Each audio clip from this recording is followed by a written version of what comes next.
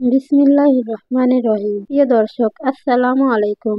আপনাদের সবাইকে স্বাগতম জানাচ্ছি আমাদের নমুনা টিভিতে। হুতিদের বিদেশি সন্ত্রাসী সংগঠন হিসেবে চিহ্নিত করলেন ট্রাম্প। ইয়েমেনের হুতিদের বিদেশি সন্ত্রাসী সংগঠন হিসেবে চিহ্নিত করে একটি নির্বাহী আদেশে সই করেছেন যুক্তরাষ্ট্রের প্রেসিডেন্ট ডোনাল্ড ট্রাম্প। তিনি গতকাল বুধবার এই আদেশে সই করেন।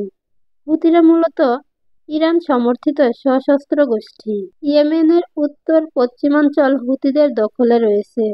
ওই অঞ্চলের জলসীমায় যুক্তরাষ্ট্রের নৌযানে মাঝে মধ্যেই হামলা চালায় হুতিরা। নির্বাহী আদেশে সই করে গতকাল ট্রাম্প বলেন, শুধু ইয়েমেন নয়, বিভিন্ন সময় সৌদি আরব ও সংযুক্ত আরব আমিরাতে প্রাণঘাতী হামলার জন্য হুতিরা দায়ী। ট্রাম্পের নির্বাহী আদেশে বলা হয়েছে, হুতিদের কর্মকাণ্ড মধ্যপ্রাচ্যে বেসামরিক নাগরিকদের নিরাপত্তার জন্য হুমকি তৈরি করেছে। সেই সঙ্গে হুতিরা যুক্তরাষ্ট্রের ঘনিষ্ঠ আঞ্চলিক অংশীদারদের নিরাপত্তা এবং সমুদ্রপথে বৈশ্বিক বাণিজ্যের স্থিতিশীলতার জন্যও হুমকি। ট্রাম্পের সঙ্গে ফোন আলাপে যুক্তরাষ্ট্রে বিপুল বিনিয়োগের আগ্রহী সৌদি যুবরাজ। দ্বিতীয় দফায় যুক্তরাষ্ট্রের প্রেসিডেন্টের দায়িত্ব নেওয়ায় ডোনাল্ড ট্রাম্পকে ফোনে অভিনন্দন জানিয়েছেন সৌদি আরবের যুবরাজ মোহাম্মদ বিন সালমান। সৌদি সরকারের পক্ষ থেকে জানানো হয়, আজ বৃহস্পতিবার ট্রাম্প ও মোহাম্মদ বিন সালমানের মধ্যে ফোনে কথা হয়েছে। ফোন আলাপে মোহাম্মদ বিন সালমান আগামী দিনগুলোয় যুক্তরাষ্ট্রে সৌদির বিনিয়োগ ব্যাপকভাবে বাড়ানোর কথা ট্রাম্পকে বলেছেন। এছাড়া বাণিজ্য বাড়ানোর কথাও বলেছেন তিনি।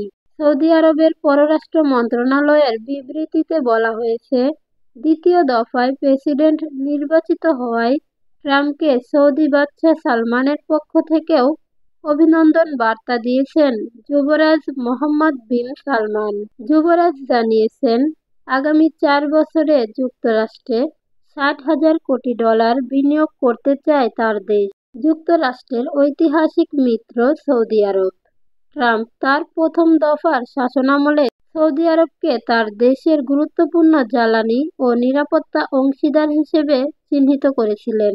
প্রথম দফায় প্রেসিডেন্ট হওয়ার পর 2017 সালে ট্রাম্প প্রথম বিদেশ সফরে সৌদি আরব গিয়েছিলেন। সৌদি সরকার ট্রাম্পকে উষ্ণ অভ্যর্থনা জানিয়েছিল।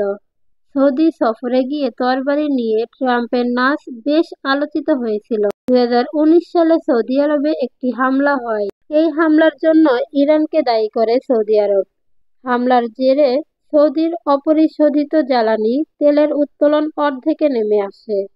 এই ঘটনায় ট্রাম্প শক্ত কোনো প্রতিক্রিয়া জানাতে পারেননি বলেন অভিযোগ তোলেন সৌদি যুবরাজ। এর জেরে ওয়াশিংটনের সঙ্গে রিয়াদের সম্পর্কের উষ্ণতায় ভাটা পড়ে।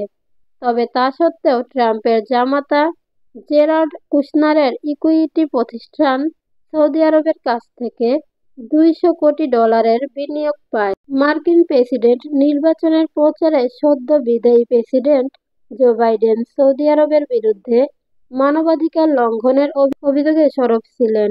বিশেষ করে 2018 সালে তুরস্কে সৌদির সাংবাদিক জামাল খাশোগির হত্যায় সৌদি সরকারের ভূমিকা নিয়ে তোপ দাগেন বাইডেন। এতক্ষণ আমাদের সঙ্গে থাকার জন্য ধন্যবাদ। প্রিয় দর্শক, পরবর্তী ভিডিও পেতে চ্যানেলটি সাবস্ক্রাইব করার অনুরোধ রইল।